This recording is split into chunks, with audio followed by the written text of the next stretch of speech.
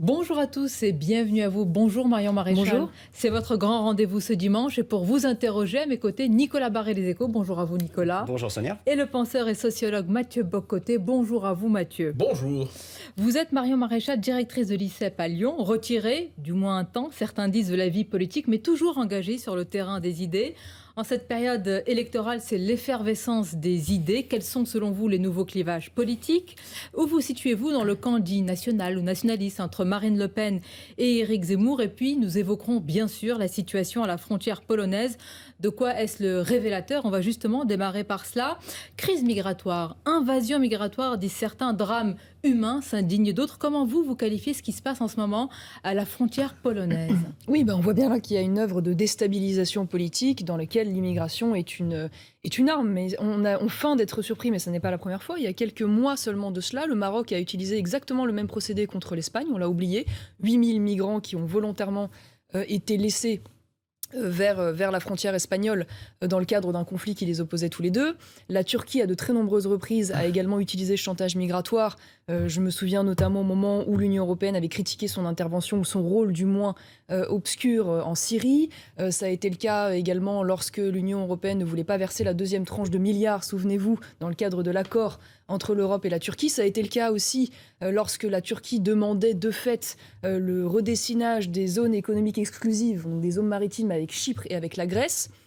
Et donc on voit bien que c'est quelque chose qui revient régulièrement. Mais qui feint de s'étonner de cela? Qui? D'une certaine manière, la Commission européenne, parce qu'on voit bien que là, on feint de découvrir que finalement, l'immigration peut être utilisée comme un moyen de pression. Ce qui est assez étonnant, c'est la réponse à géométrie variable à laquelle on assiste. C'est-à-dire que face à la Turquie, on donne les milliards et on met quelques petites sanctions, mais absolument dérisoires, et surtout on évite de s'offusquer publiquement. Face au Maroc, silence radio. Face aux ONG qui, elles, organisent, c'est de notoriété publique, le trafic de migrants, là on applaudit ou subventionne. Et en ce qui concerne la Biélorussie, on a un frémissement de réaction, mais qui ne va pas jusqu'à, par exemple, le soutien financier de la construction du mur voulu par la Pologne et par 12 autres, d'ailleurs, États européens, qui plaident pour qu'il y ait des frontières physiques maintenant qui soient mises en place, pour ne pas être à la merci du chantage permanent de ces pays. Mais là, s'agissant de la Biélorussie, quand même, c'est pas les ONG qui font venir les migrants. Non, bien sûr. Là, pour le coup, c'est carrément le régime biélorusse qui achemine Je suis totalement des d'accord. migrants depuis la Syrie, depuis le Liban, jusqu'à la frontière avec l'Union européenne. Et puis derrière, on voit l'ombre de Vladimir Poutine quand même. Est-ce que vous pensez comment est-ce qu'on doit réagir face à ça? Je fais un par rapport à parallèle. la Je Russie fais un aussi. parallèle simplement parce que vous avez raison, les ONG ne sont pas des États, mais néanmoins, on est face à un trafic organisé, de fait, et subventionné en partie par de l'argent public, parce que c'est souvent des associations qui sont applaudies par la gauche. Et ce que je veux dire, c'est que c'est amusant de constater que dans un cas, c'est admis comme une œuvre de déstabilisation, et dans l'autre, c'est considéré comme une œuvre de richesse. Voilà. En ce qui concerne la Russie, et là, en l'occurrence, c'est pas moi qui le dis, c'est le secrétaire d'État aux affaires européennes français qui explique qu'il n'y a pas de preuve formelle pour l'instant, en tout cas, du rôle de la Russie. Mais ce qui est sûr, L'ombre, On mais voit ce qui est l'ombre sûr, de non, mais Poutine quand même. ce qui est absolument sûr, c'est que de toute façon, cette crise entre l'Europe et la Biélorussie sert la Russie.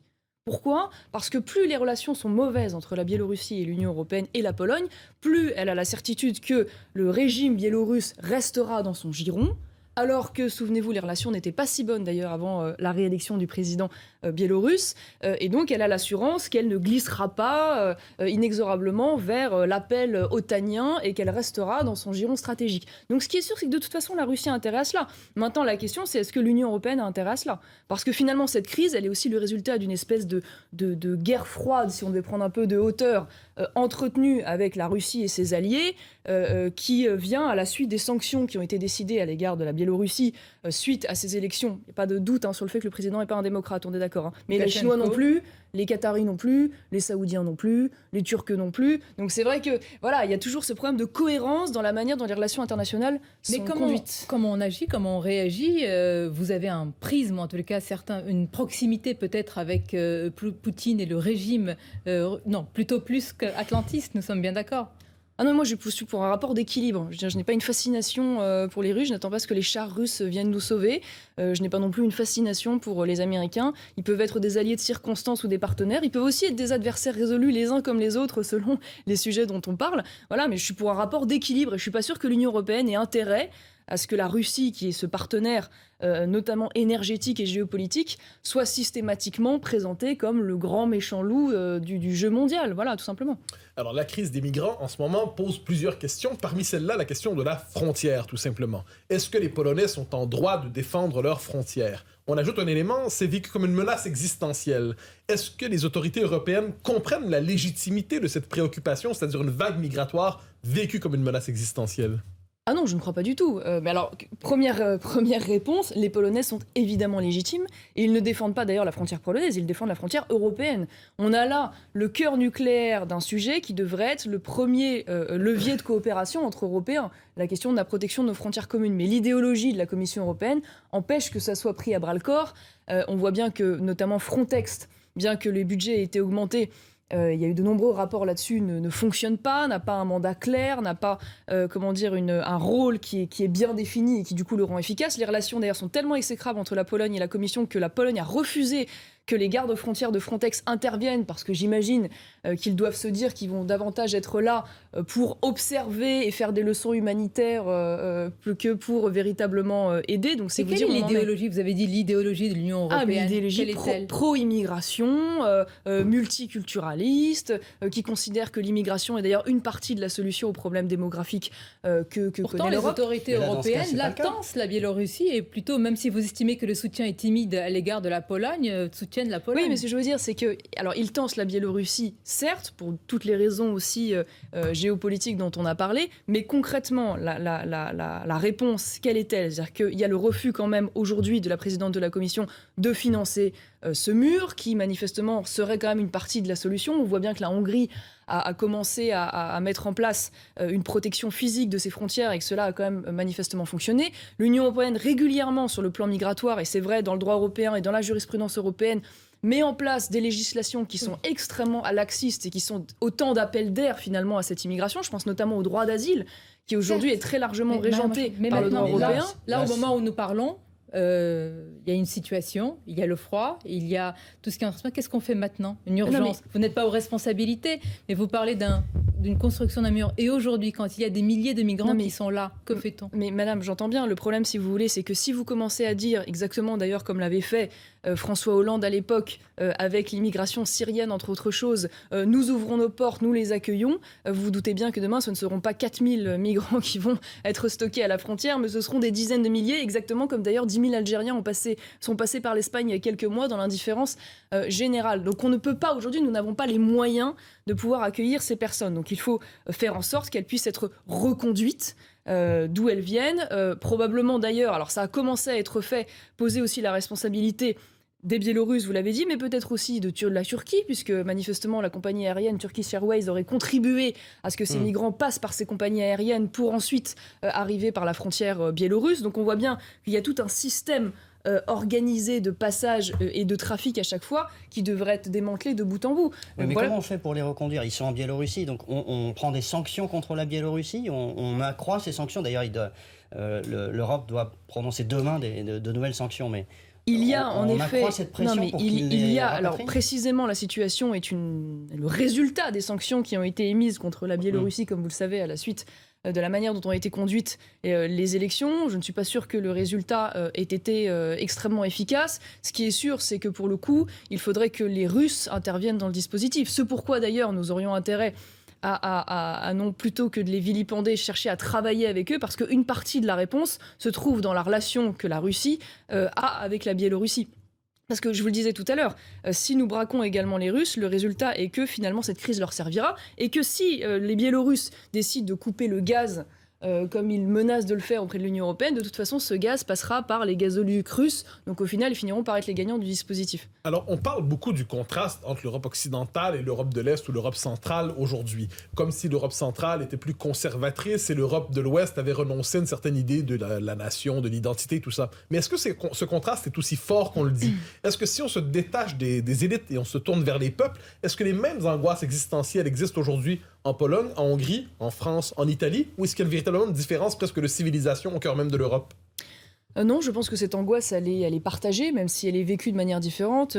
J'ai souvenir, lorsque je me suis rendue à Budapest il y a quelques semaines de cela, d'avoir entendu l'intervention d'un certain nombre de ministres, dont des ministres polonais, qui, au cœur de leur discours, parlaient justement de cette angoisse existentielle, de cette menace migratoire. Et d'ailleurs, le premier exemple qu'ils citaient, comme un contre-exemple, évidemment, c'était la France. Mais est-ce que ce sont pour autant des modèles pour vous, Pologne, Hongrie, des modèles à suivre? Mais non, mais si vous voulez, à partir du moment où vous êtes attaché à la souveraineté des peuples, vous admettez quand même, et ça devrait être le cas de l'Union européenne, que chaque pays ait une culture, une singularité, un être au monde qui lui soit propre. Donc moi, je ne suis pas choquée que les Polonais aient une certaine approche de la politique, un rapport, un vécu culturel qui soit différent d'une autre. Et je ne suis pas là pour leur expliquer comment ils doivent vivre, d'autant plus. Mais jusqu'où, Marion Marchal, la Pologne, ce qui lui est reproché, ce sont quand même des réformes judiciaires qui sont très controversées. C'est-à-dire, et l'Union européenne vous dit, c'est pas les mêmes valeurs. Ce qui est assez amusant sur cette affaire de la Pologne, c'est qu'on a expliqué, on a dit oui. Alors finalement, la Pologne, dans le cadre de sa cour constitutionnelle, a expliqué que le droit polonais est donc supérieur au droit européen, précisément parce qu'il y avait eu des conflits, vous l'avez dit, l'Union européenne a reproché notamment à la Pologne un certain nombre de projets de loi ou de réformes de la justice, de projets de loi sur l'avortement, sur un certain nombre de sujets bioéthiques. Et la première réponse qui a été faite par les commentateurs, c'était de dire oui, mais c'est scandaleux, d'autant plus que la Pologne a signé ces traités, donc elle était d'accord. Mais pardon de vous dire qu'à aucun moment, les traités de l'Union européenne ne sont censés régir l'organisation de la justice des différents pays. Qu'on soit d'accord ou pas d'accord avec la réforme, c'est pas le sujet. Et moi, je vous pose la question, est-ce que vous êtes d'accord? Non, mais je réponds sur la légitimité. Vous répondez sur et je réponds sur le fait aussi qu'à aucun moment, il n'a été, au moment de la signature des traités, dit qu'il y aurait une telle dérive idéologique de la part de la Commission européenne qui consiste aujourd'hui à imposer un agenda de militantisme LGBTI à tous les niveaux, d'un progressisme bioéthique forcené, qui consiste aujourd'hui à un manque total de subsidiarité et à imposer une vision sociétale aux pays. Les pays n'ont pas signé pour cela. Les dérives d'une réforme judiciaire qui contraint. Non, mais moi, alors je vous le dis. Non, mais moi, je vous le dis. La liberté. Je vous le dis tout de suite. Je suis pas du tout de celles qui défendent l'idée de cette réforme, et je l'aurais pas conduite comme cela en France. Donc j'ai pas de problème avec ça. Ce que je veux dire, c'est que aujourd'hui, les pays sont pris en otage par cette dérive, cette extrapolation des traités, ce piétinage finalement de la Commission qui cherche à imposer de plus en plus de choses en dehors du cadre des traités. Et c'est d'ailleurs pas autre chose, pardon, je finis là-dessus, qu'a dit également la Cour constitutionnelle allemande, qui elle n'était pas dans C'est autre chose, c'était sur un autre sujet. Alors c'était tout à fait sur un autre sujet. C'était pas du tout sur le même thème. C'était pas du tout sur le même thème, mais c'était au fond, c'était le même résultat. C'était de dire, aujourd'hui, la Banque Centrale Européenne sort de son mandat des traités. Elle ne respecte pas la lettre des traités, et donc je demande à ce que cette lettre des traités soit respectée. Donc évidemment, c'est pas la même affaire, c'est pas la même décision du tout, mais au final, on se retrouve un peu dans la même conséquence, si je puis dire. On va marquer une pause, on va continuer à évoquer ces sujets, et vous poser la question, si le droit national prime sur le droit européen, est-ce que ce n'est pas une forme de Frexit déguisé, tout simplement non dit? Et puis nous parlerons évidemment de la scène politique en ce moment, de cette campagne, ou déjà pré-campagne. À tout de suite sur Europe 1 et CNews. Retour en direct pour votre émission Le Grand Rendez-vous avec notre invité ce dimanche, Marion Maréchal. Vous avez théorisé depuis un certain temps l'alliance des droites et votre envie de voir tomber les digues entre la droite traditionnelle et disons la droite nationale ou nationaliste. Éric Zemmour porte aussi cette volonté d'union des droites. Est-ce que vous avez le même projet ? Alors, j'aurais pas la prétention de dire que j'ai défendu cette stratégie avant lui, parce que je pense que, en l'occurrence, il est commentateur depuis beaucoup plus longtemps que je n'ai fait de la politique, donc ça a été un peu deux analyses et deux conclusions, j'imagine, parallèles. Je suis pas sûre que l'union des droites soit un projet en tant que tel. Hein. L'objectif dans la vie, c'est pas de se battre pour la droite, c'est plutôt un moyen de rendre l'accession des idées nationales aux affaires plus évident, tout simplement. D'ailleurs, il ne s'agit pas d'ailleurs d'une alliance de partis, parce que je pense que personne peut légitimement imaginer aujourd'hui qu'il puisse y avoir une alliance entre typiquement le RN, par exemple, ou les Républicains, mais une alliance de personnes, de personnalités. C'est vrai qu'à l'époque, notamment RN, moi j'avais plaidé au moment des législatives pour ce qu'il y ait des listes blanches et non pas des listes noires. Ça veut dire identifier des candidats chez les Républicains qui sont suffisamment, on va dire, compatibles avec le RN pour ne pas leur mettre de candidats en face, dans l'espoir que celui-là puisse... En dépassant les étiquettes et exactement. Pas savoir qui a eu la primauté de cette idée, mais vous partagez ce... Voilà, après, je trouve que c'est une partie de la réponse, elle n'est pas exclusive, mais en tout cas, elle aurait dû, selon moi, s'imposer depuis longtemps dans le débat politique, surtout au moment où les Républicains, souvenez-vous, au moment de la guerre Copé-Fillon, c'était quand même très largement effondré, où il y avait un espace pour pouvoir remplir à ce moment-là, qui n'a pas été malheureusement pris. Au-delà de la fusion des appareils que vous laissez de côté, quel doit être le noyau doctrinal de cette éventuelle union des droites? Ce que je constate aujourd'hui, parce qu'on dit beaucoup que les clivages évoluent, bougent, changent, que le clivage droite-gauche est dépassé. On y oppose d'ailleurs souvent de nouveaux termes très intéressants, d'ailleurs, que ce soit le progressisme, le conservatisme, le populisme, le nationalisme, le mondialisme, le localisme, j'en passe et des meilleurs. Tous ces clivages d'ailleurs ayant un peu de véracité et de la justesse, même si souvent ils sont cantonnés au monde des idées. Ils ont beaucoup de mal à devenir opérationnels dans le monde politique. Selon vous ? En tout cas, les Français ont du mal à s'approprier ces termes. Je pense que vous rencontrez pas beaucoup de gens dans la rue qui vous disent « je suis localiste, je suis mondialiste, je suis populiste ». Voilà, c'est des termes qui sont intéressants pour analyser le monde des idées. Ce que je constate aujourd'hui, c'est que comme depuis le début de son histoire, en fait, la gauche et la droite est tout simplement en train de muter. Quand on est très loin de pour ou contre le veto du roi. La droite et la gauche du siècle dernier n'étaient pas la même que la droite et la gauche dans les années 80. Je pense que typiquement dans les années 80, on était face à un clivage qui était d'abord un clivage économique, pour simplifier, entre une économie socialiste ou marxiste et une économie plus libérale, quand la droite à l'époque se contentait d'être une droite des affaires. Et aujourd'hui, le clivage est en train de muter vers la question identitaire au sens large. Et j'inclus plutôt dans identité, évidemment, la question de l'immigration, la question que pose la présence de l'islam sur le territoire, mais j'inclus aussi, plus largement, ce qui pourrait peut-être vous surprendre, y compris les sujets, par exemple, qu'on qualifie de bioéthique. On va en parler. Vous attachez une importance à ce sujet-là. Mais est-ce qu'il n'y a pas aussi un clivage à l'intérieur de la droite entre, et comme d'ailleurs se qualifient les Républicains, la droite républicaine et une autre droite, peut-être incarnée aujourd'hui par Éric Zemmour, et ses radicalités? On voudrait vous faire réagir à la dernière polémique en date. C'est ainsi aujourd'hui que va la campagne, puisque Éric Zemmour a créé cette polémique vendredi en accusant François Hollande à propos des attentats du 13 novembre 2015. On vous propose d'écouter et de regarder. Ce que je reproche justement à François Hollande et ce que je reproche justement à tous les pouvoirs publics depuis des années, c'est de ne pas prendre conscience qu'il y a une guerre de civilisation qui nous est menée sur notre sol. Être président de la République, ce n'est pas seulement organiser des marches blanches. Ce n'est pas seulement, comme le dit M. Hollande, ne pas vouloir diviser les Français. C'est protéger les Français quand on leur fait la guerre. François Hollande qui n'aurait pas protégé les Français et donc une intention de ne pas les protéger. Est-ce que vous condamnez ces propos ? Non. D'ailleurs, je ne comprends même pas la polémique et je ne crois pas que le RN ait dit quelque chose de différent, à juste titre, pour une raison simple. Je ne crois à aucun moment qu'il y ait eu l'intentionnalité, évidemment, de François Hollande de causer la mort de qui que ce soit. Ça me paraît évident. Néanmoins, son irresponsabilité à l'époque est une irresponsabilité criminelle. Criminelle tout simplement parce qu'elle a entraîné la mort de personnes. Quand vous dites criminelle, ça induit une intention. Non, pas nécessairement. Je veux dire, c'est une irresponsabilité criminelle tout simplement parce que François Hollande lui-même admet à l'occasion du procès que précisément il avait des informations certaines comme quoi les renseignements lui avait indiqué qu'il y aurait parmi le flot de réfugiés de potentiels terroristes envoyés par Daesh. Daesh, d'ailleurs, à l'époque, avait lui-même indiqué qu'il utiliserait ce levier pour pouvoir envoyer des terroristes. Le RN, à l'époque, il faut lui rendre hommage là-dessus, avait été le seul parti à alerter sur la situation dans l'indifférence générale parce qu'ils avaient eu vent de ces informations.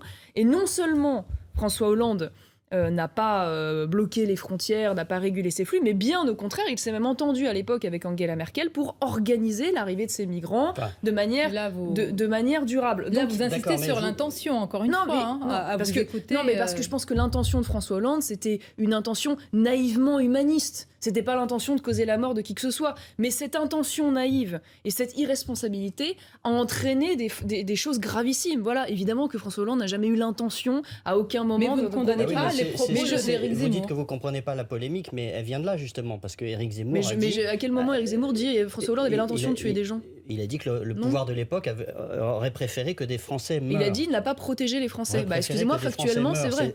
Non, il n'a pas dit, il n'a jamais dit que le pouvoir en place voulait que les Français meurent. Non, jamais de la vie, il n'a jamais dit ça. Aurait préféré que des Français meurent, si. Non, il n'a pas dit aurait préféré. J'ai pas entendu ça. Je sais pas. Comment Manuel Valls d'ailleurs a réagi, il a réagi en disant c'est faux, c'est ignoble, c'est inacceptable, il ne serait pas... Moi je sais pas, je m'en tiens à ce que vous venez de me montrer là en l'occurrence, mais évidemment qu'à aucun moment il y a l'intention de faire mourir qui que ce Oui, mais elle soit. vient de là, la Mais, polémique. mais de dire qu'à l'époque, le gouvernement n'a pas protégé les Français, mais pardon, c'est vrai.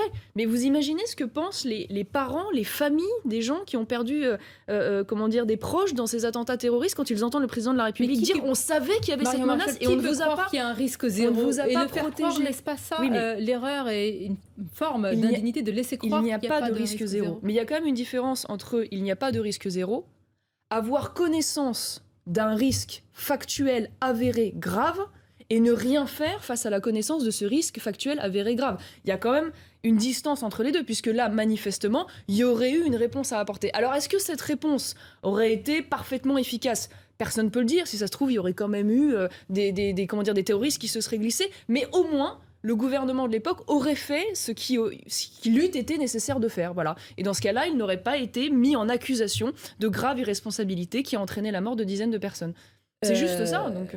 Une grande partie de la classe politique, si ce n'est la quasi-entièreté de la classe politique, a condamné ces propos. Et la question, c'est est-ce qu'on peut faire campagne, en tous les cas pour un presque candidat, un très probable candidat, avec des radicalités. Dans Le Parisien, Samuel Sandler, dont le fils et les 2 petits-fils ont été assassinés par Mohamed Merah en 2012 à Toulouse, dit qu'il attend des excuses d'Éric Zemmour pour avoir pointé le fait que ces victimes avaient été enterrées en Israël. Est-ce que ce qui avait été écrit, ce qui est écrit dans le livre d'Éric Zemmour, ça vous a choqué, ça vous a interrogé ou interpellé? Je trouve que c'était à minima horriblement maladroit. Alors parce que Éric Il doit Zemmour, s'en excuser, Éric Zemmour. je trouve qu'il a légitimement, il a pas illégitimement plutôt blessé des gens, et donc quand on blesse des gens sans avoir l'intention de le faire en plus, parce que je crois pas qu'Éric Zemmour ait eu l'intention de blesser ces gens, ça me choquerait pas qu'il puisse y avoir des excuses, sincèrement, parce qu'en l'occurrence, ces pauvres victimes n'y étaient pour rien, ces familles n'y étaient pour rien, et donc le parallèle était extrêmement maladroit. Là, Éric Zemmour a voulu faire une analyse sociologique. Ce sont des polémiques ou des radicalités recherchées. Je pense qu'il y a, si vous voulez, la difficulté à passer d'un homme qui était malgré tout jusqu'alors plutôt un intellectuel, qui va faire des analyses sociologiques, qui va écrire des essais dans lesquels il va analyser la situation française, à un homme politique, avec la parole de l'homme politique qui aspire à être un homme d'État. Elle n'est pas la même que celui du sociologue ou de l'intellectuel. Ça porte atteinte à sa crédibilité, vous pensez, aujourd'hui ?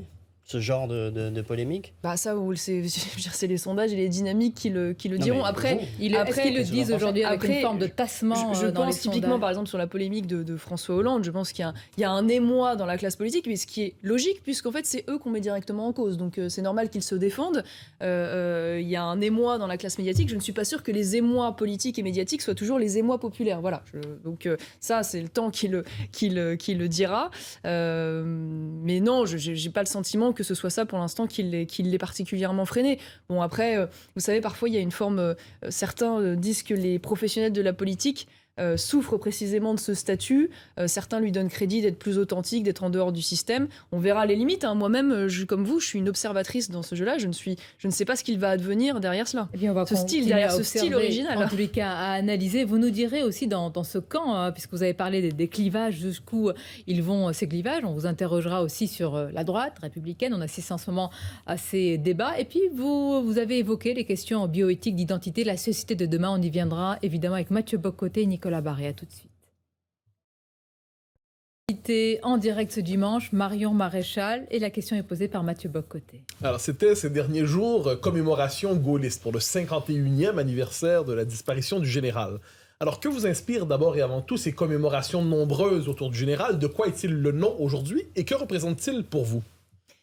Moi, j'ai toujours un peu de mal avec ce qualificatif gaulliste. Je vais vous expliquer pourquoi, parce que c'est comme le terme républicain. Moi, aujourd'hui, c'est un terme complètement informe, finalement, puisque tout le monde s'en est emparé, à droite ou à gauche de l'échiquier politique. Et pour moi, c'est surtout un outil aujourd'hui qui sert à délivrer des brevets de respectabilité aux héritiers auto-proclamés ou à exclure du cercle de la respectabilité, précisément, d'autres courants, comme par exemple Marine Le Pen ou le Rassemblement national, de manière, je pense, totalement illégitime, d'ailleurs, parce que aujourd'hui, ce mouvement, comme d'autres, d'ailleurs, mais défend un certain nombre d'héritages du général de gauche. Donc je suis assez indifférente à cela, et moi-même je me suis jamais précipitée à prendre cette étiquette gaulliste, précisément parce que je trouvais les contours étaient assez mal définis. Et je vous le dis d'autant plus sereinement qu'à l'origine, moi je viens d'une famille politique qui est une famille anti-gaulliste. Alors pas d'ailleurs l'antigaullisme de droite n'étant pas un antigaullisme qui naît face aux De Gaulle résistants ou De Gaulle de la Seconde Guerre mondiale, mais sur la question de la guerre d'Algérie et de l'indépendance de la guerre d'Algérie et sur la manière dont cette indépendance a été menée.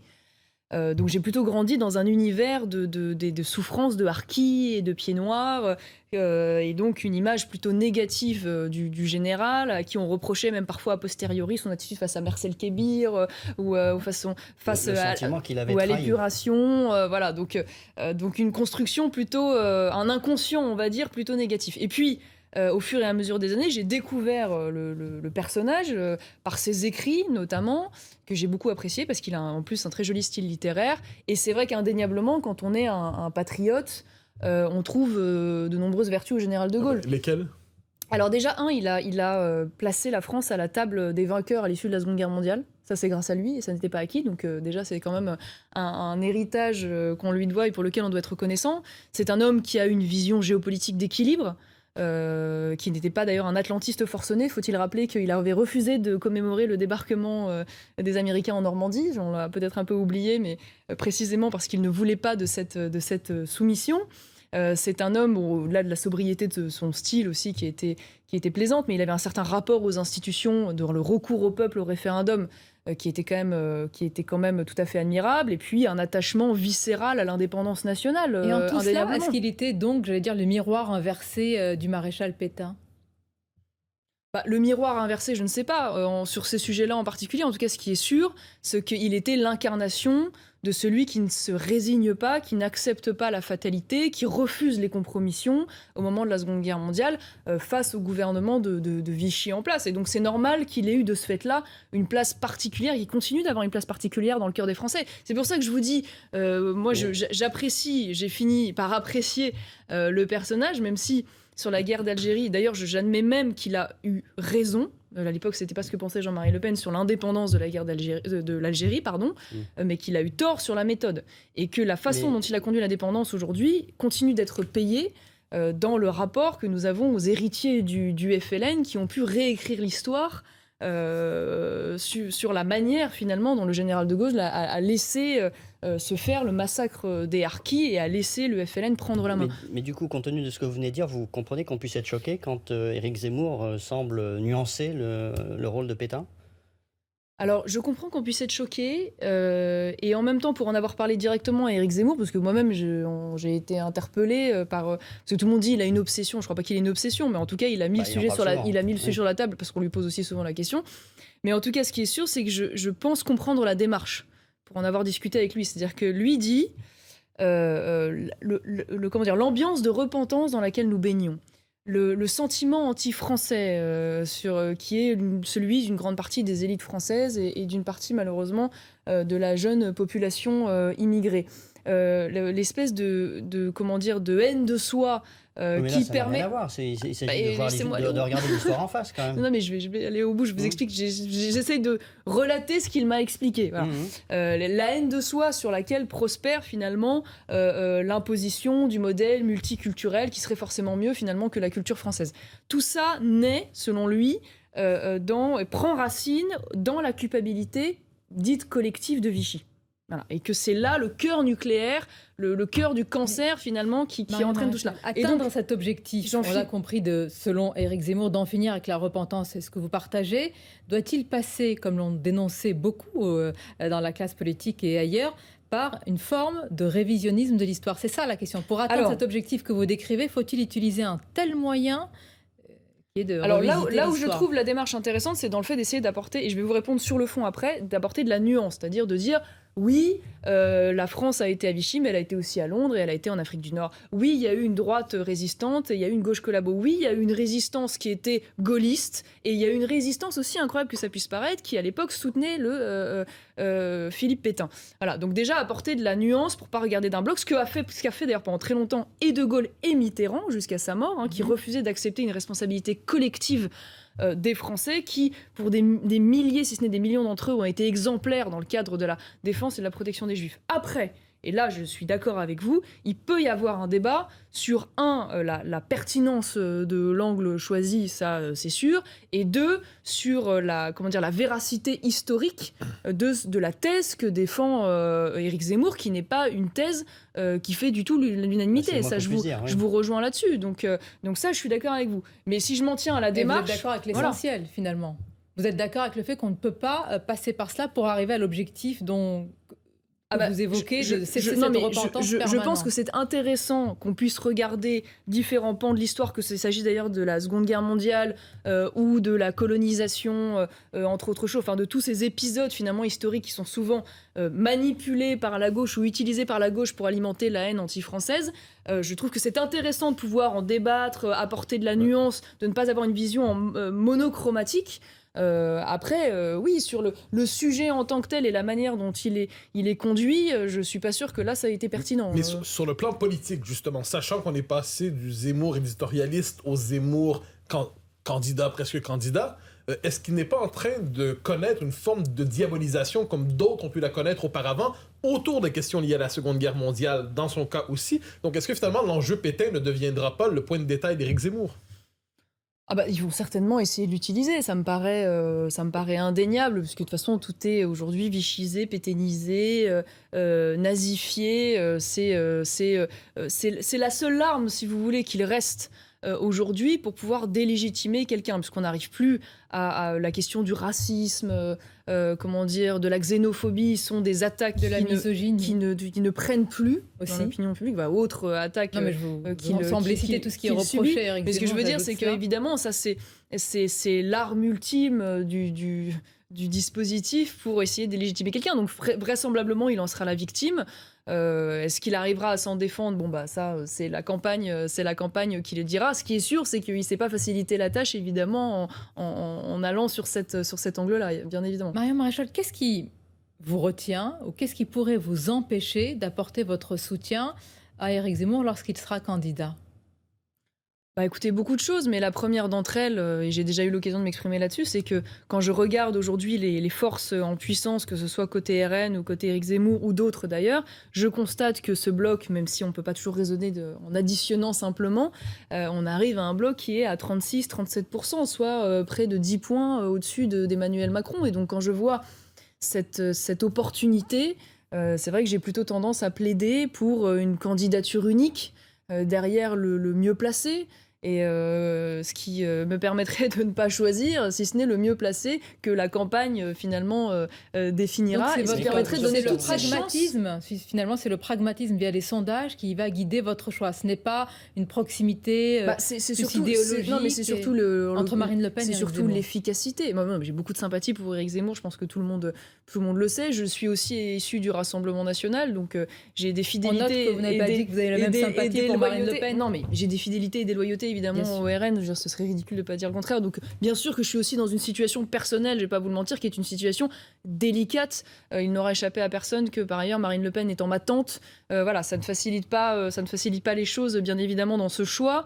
Ce qui est sûr, c'est que je pense que, de toute façon, indépendamment de mes propres états d'âme et de ma propre situation, l'efficacité doit plutôt conduire à ce qu'il y ait cette candidature unique. Sur l'efficacité, comme observatrice de la vie politique, lequel des deux, entre Éric Zemmour et Marine Le Pen, a le plus de potentiel électoral? Écoutez, moi je répondrai pas à cette question précisément parce que si je vous dis ça, de fait, j'en reviens à soutenir l'un ou l'autre, ça me paraît évident. C'est pour ça que je vous dis que je trouve que la campagne va être finalement une bonne manière de départager les uns et les autres, puisque dans les semaines à venir, on va bien voir dans quelle partie la dynamique s'installe ou non. Mais est-ce que finalement Marine Le Pen et Éric Zemmour sont vraiment les candidats du même camp? C'est-à-dire, Éric Zemmour vient davantage, si on veut le classer politiquement, de la mouvance RPR, de cette droite classique souverainiste. Marine Le Pen, c'est une autre famille politique. Est-ce que pour vous, ce sont les candidats du même camp ou c'est un nouveau camp qui se forme en ce moment? Je sais pas pourquoi, quand vous me racontez ça, ça me fait penser à une anecdote, pas une anecdote d'ailleurs, mais une réflexion que m'avait fait Jean-Marie Le Pen à la mort d'Élie de Noix de Saint-Marc, qui disait c'était un adversaire du même camp. Et je trouvais que c'était bien trouvé en ce qui concerne ce personnage. Et donc, d'une certaine manière, je considère malgré tout que ce sont des adversaires du même camp. Pourquoi? Précisément parce que ce dont je vous parlais tout à l'heure, la redéfinition du clivage aujourd'hui entre, pour simplifier, la droite et la gauche, pour simplifier, se fait autour de la question identitaire.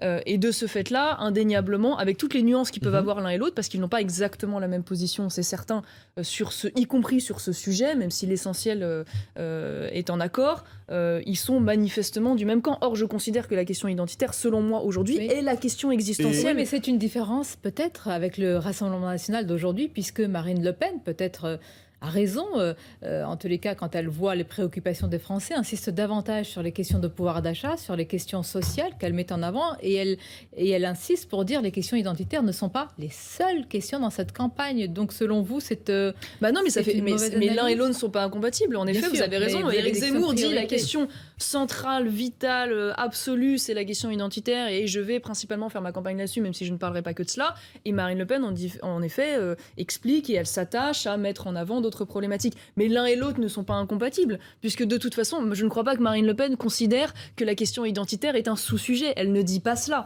Donc à partir de là, il n'y a pas pour moi une incompatibilité absolue entre ces deux approches et ces deux stratégies. On marque une pause et vous reviendrez avec la première question. Pardonnez-moi de vous avoir coupé dans votre élan. Nous allons parler aussi de la société de demain.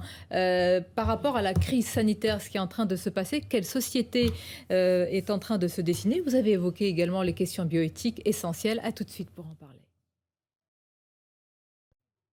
Et notre invité ce dimanche, Marion Maréchal. Dans quelques instants, des questions sur la situation sanitaire et surtout la question des libertés, eu égard au pass sanitaire. Mais tout d'abord, encore une question de votre part, Nicolas Barré, sur la partie précédente. Oui, Marion Maréchal, ce thème du grand remplacement, qui d'ailleurs fait l'objet de sondages, 67% des Français disent qu'ils se reconnaissent dans cette théorie. Éric Zemmour en parle, Marine Le Pen n'en parle pas. C'est un clivage entre les deux? On peut parler d'un clivage, je pense que c'est quand même, c'est une question... un clivage, c'est un désaccord. Je ne crois pas qu'il y ait un désaccord de fond sur le constat qui est fait aujourd'hui sur la menace migratoire que représentée aujourd'hui en France. Je pense qu'il y a une différence dans la manière de le verbaliser. Voilà, parce que certains ont des craintes d'être associés à un terme qui lui-même dit beaucoup de choses, ça dit beaucoup de choses de la vision. Non, mais ça dit des choses sur l'approche, la stratégie, la manière de faire de la politique. Sur le fond, bon, je pense que la menace migratoire, elle est comment dire, admise par les deux. Oui, mais les de deux. là aller jusqu'à dire grand remplacement, vous croyez à cette Après, je théorie? pense que malheureusement, et complètement à tort d'ailleurs, ce terme a été accusé d'avoir une dimension complotiste. Ah oui, ce qui fantasme nauséabond, théorie mais complotiste. sauf que ce n'est pas du tout d'ailleurs ce qu'a dit l'auteur lui-même dans son ouvrage, donc je ne sais pas d'où est parti. Je pense que ça a été un moyen de délégitimer finalement ce terme pour délégitimer la réalité qu'il était censé traduire finalement, et qui a, c'est vrai, une valeur symbolique forte parce que c'est un terme qui est marquant indéniablement, et d'ailleurs qui est attesté par les chiffres. Parce que la réalité, j'en ai noté quelques-uns ici qui sont quand même édifiants et qui sont que des chiffres officiels. Quand vous voyez qu'il y a aujourd'hui 25% de la population française qui est d'origine immigrée en comptant les deuxièmes générations, ça c'est un chiffre de l'Office français de l'immigration et de l'intégration. Il y a aussi les chiffres de France Stratégie, d'ailleurs, qui est un organisme de Matignon. Exactement. Qui atteste d'un basculement démographique, mais comment dire, le poids des mots et la manière de les dire ont quand même une importance dans le débat. Quand on dit grand remplacement, théorie complotiste, dans le sens où il y aurait une théorie organisée d'un grand remplacement voulu, orchestré. Vous parlez des chiffres de France Stratégie. Vous l'aviez utilisé cette expression? Je l'ai utilisée, j'ai pas de problème à l'utiliser. J'ai pas de pudeur sur les mots à partir du moment où ils définissent une réalité juste. Et je vois pas pourquoi d'ailleurs je me mettrais dans le cadre défini par la gauche qui nous autorise à utiliser tel mot ou à avoir telle ou telle pensée. Mais quand vous parlez des chiffres de France Stratégie, quand vous avez la droite classique n'utilise pas ce terme. Non, parce que la droite classique c'est soumis au cadre posé par la gauche. Bon, ça c'est leur habitude à eux. Voilà, mais ce que je veux dire, c'est que quand vous avez aujourd'hui, et ça c'est les chiffres aussi de France Stratégie, quand vous avez un tiers des enfants aujourd'hui qui naissent en France, près d'un tiers qui ont au moins un des deux parents étrangers.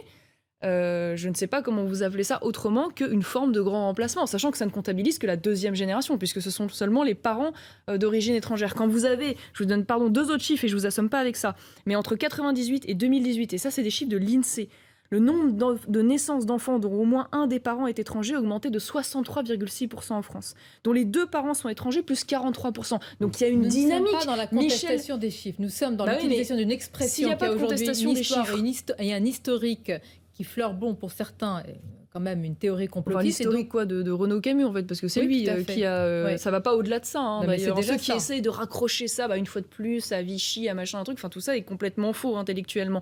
Donc c'est un auteur qui est un essayiste, un romancier, qui a utilisé ce terme pour décrire une réalité qui aujourd'hui est factuellement prouvée par les chiffres et qui est en plus ressenti tel quel par une majorité de Français. Ça a été dit, voilà. Après que certains aient des pudeurs sur les mots parce que évidemment la gauche s'en est émue, bon, ça en soi pour moi c'est pas un objet de polémique. Alors une question a été laissée de côté un peu ces derniers temps, mais revient dans l'actualité, c'est celle du pass sanitaire. Alors vous faites partie de ceux et celles, comme on dit aujourd'hui, qui sont inquiétés de ce pass sanitaire. Vous semblez voir l'annonce, non pas seulement de mesures techniques parmi d'autres, mais l'annonce d'un nouveau modèle de société. Est-ce que je comprends bien vos inquiétudes si je le dis ainsi? Oui, alors déjà pour deux choses, parce que je pense que le pass sanitaire n'est pas la bonne réponse, au-delà de la question de principe qu'il pose. Pourquoi ? Parce que manifestement ce vaccin n'est pas un outil efficace de lutte contre l'épidémie. Preuve en est, les chiffres en Allemagne, qui est un pays aussi vacciné que nous, à Singapour, qui est au moins autant vacciné, si ce n'est même plus, qui a eu un pic de décès et de contamination fin août. Je pense à un État, notamment le Vermont, aux États-Unis, qui est l'État le plus vacciné, qui a des chiffres. On ne s'engage pas sur un aspect sanitaire qu'on ne maîtrisons pas, parce qu'il protège quand même. Je vais juste aller au bout. Vous avez 8 fois moins de chances de tomber malade si vous êtes vacciné. Laissez-moi aller au bout. Non, mais ne contestez pas ça. Je conteste pas. C'est pas ce que je suis en train de dire. Ce que je suis en train de dire, je parle d'un outil efficace de lutte contre l'épidémie en tant que telle. Aujourd'hui, d'ailleurs, c'est les chiffres révélés par vos confrères de RTL, un tiers des hospitalisés qui sont entièrement vaccinés. Donc, ce que je veux dire, c'est que c'est un outil qui, au mieux, c'est donc un outil qui n'empêche pas la contamination, puisque les personnes vaccinées peuvent contaminer et être contaminées. Il y a eu des clusters dans les hôpitaux, on l'a vu, ça a été dit. Il y a même une étude récente de l'Imperial College de Londres qui dit que les vaccinés sont autant contaminants que les autres, donc il n'y a même pas d'unanimité là-dessus. En revanche, ce qui est vrai sur le vaccin, c'est que c'est au mieux un outil de protection personnelle temporaire pour limiter, et ça vous avez parfaitement raison. Ce qui n'est pas rien du tout, hein. Ce qui est un aspect n'est pas essentiel. rien du tout, ce qui est limiter les risques de cas graves. Et ça, vous avez raison. Néanmoins, à partir du moment où on voit que c'est un outil qui n'est pas efficace dans la lutte contre le développement de l'épidémie, mais qui est un simple outil de protection personnelle, la pertinence du pass sanitaire en tant qu'obligation vaccinale de fait auprès des populations qui ne sont pas des populations à risque perd sa légitimité et sa pertinence. Factuellement, sur le plan sanitaire, pour moi. Ensuite, la deuxième chose, et ça n'est pas moins important, ça me pose un problème de principe monstrueux. Voilà, je sais que tout le monde s'est habitué et que la plupart des gens voient finalement assez peu de contraintes à montrer un QR code et tout. Mais il faut imaginer quand même ce que ça a induit sur le plan des principes. Ça veut dire qu'aujourd'hui, on a accepté légalement que des personnes puissent être discriminées dans leurs actes du quotidien sur le plan de leurs données de santé. C'est une liberté, a dit le président. Le pass est maintenu pour que vous puissiez... c'est une bonne manière d'inverser. Aller au restaurant pour les restaurateurs. C'est une bonne manière d'inverser. C'est une bonne manière. La vraie atteinte aux libertés, c'est le confinement. D'appeler liberté une mesure profondément liberticide. Est-ce que la vraie atteinte pour la liberté, je vais jusqu'au bout. On a jeté quand même des milliers de personnes à la rue sans indemnité, 15 000 soignants, parce qu'ils n'étaient pas vaccinés. Alors même qu'il eût été beaucoup plus efficace de leur demander des autotests. Parce que la réalité avec ce vaccin, c'est que du coup, les soignants vaccinés ne sont plus testés. Donc, de fait, un certain nombre ont été et sont porteurs du virus et le transmettent. Ça a fait des clusters à l'hôpital. Donc, au final, ça n'a absolument aucune efficacité. Quand vous êtes soignant et au contact de gens fragiles, vous ne croyez pas qu'il faut être vacciné? Non, je pense qu'il y a des obligations vaccinales pour les soignants. Ce que je veux dire, c'est que je pense que les autotests sont manifestement beaucoup plus efficaces. Parce que quand vous faites un test, vous savez que vous n'avez pas la maladie, que vous n'en êtes pas porteur. Alors que quand vous êtes vacciné et que vous ne faites pas de test, manifestement, puisque ce vaccin, une fois de plus, je le répète, je le rappelle, n'empêche pas d'être contaminé et de contaminer les autres, vous êtes donc un soignant potentiellement porteur du virus. Il vaut mieux être vacciné que pas vacciné. Mais entre certainement. Oui, mais d'accord, madame, mais entre je fais le test et je suis sûre de ne pas l'avoir et je suis vacciné et j'ai moins de chances de contaminer. Et la vraie question, attendez, je vais celle des libertés. Est-ce que vous ne pensez pas que c'est une question... La plupart des Français se sont habitués à cela, Marion Maréchal. Mais ça m'est totalement égal que la plupart des Français soient habitués à ça. C'est pas un argument pour moi. Je veux dire, c'est un système donc qui discrimine les gens sur le plan des données de santé. Donc on a mis le doigt là-dedans. On sait où ça commence, on sait pas où ça s'arrête. C'est un système qui est un contrôle de citoyen à citoyen. Ça veut dire que c'est les autres citoyens qui contrôlent les données de santé des autres citoyens. C'est un système de traçage numérique généralisé. Voilà, avec tout ce que ça peut induire si un jour ça tombe dans de mauvaises mains. Et on a bien vu par ailleurs que la protection de ces données, que ce soit sur le plan des tests ou des vaccinations, n'étaient pas protégées. Il y a eu de très nombreux hackings qui ont été révélés par la presse. Donc ce que je veux dire, c'est que ça me pose un problème de principe majeur que je crains, et je m'engage peut-être même à prendre date avec vous d'ici quelques années, que ce système qui a aujourd'hui été accepté par notre système politique soit demain utilisé pour d'autres choses, et pourquoi pas d'ailleurs pour la question écologique. Puisque demain, on expliquera que les questions écologiques sont un sujet vital, majeur, que donc pour des raisons de solidarité, il faut contraindre les gens à certaines pratiques, limiter certaines activités, appeler le contrôle, le traçage, voilà. Donc je vous le dis juste, il faut se méfier de ce dans quoi nous sommes tombés. Et par ailleurs, je pense que ce pass sanitaire, non seulement me pose un problème de principe majeur, mais en plus, probablement, n'est pas la bonne réponse, en tout cas en ce qui concerne les publics qui ne sont pas des publics à risque. On est arrivé à la fin de cette émission, mais je suppose que vous êtes vacciné et vous disposez d'un pass. Alors je refuse de répondre à cette question par principe. Voilà. Parce que je trouve ça insupportable de devoir me justifier. C'est une forme de violation de l'intimité de vous poser je trouve ça insupportable de devoir expliquer quelles sont aujourd'hui les maladies que je porte, les vaccins que j'ai faits. Voilà. Tout ce que je peux vous dire, c'est que je n'ai pas de problème de principe avec le vaccin. Ma fille a fait ses 11 vaccins obligatoires, donc je ne suis pas une anti-vax primaire. Et je trouve d'ailleurs assez illégitime de réduire cette question de principe du pass à une question d'anti-vax, parce que pour moi, c'est deux sujets complètement différents. Merci Marion Maréchal d'avoir été notre invitée pour ce grand rendez-vous de ce dimanche. Je remercie mes camarades évidemment, Mathieu Bocoté et Nicolas Barré. Rediffusion de cette émission, c'est ce soir à 20h sur CNews et on vous souhaite tous un très bon dimanche sur nos deux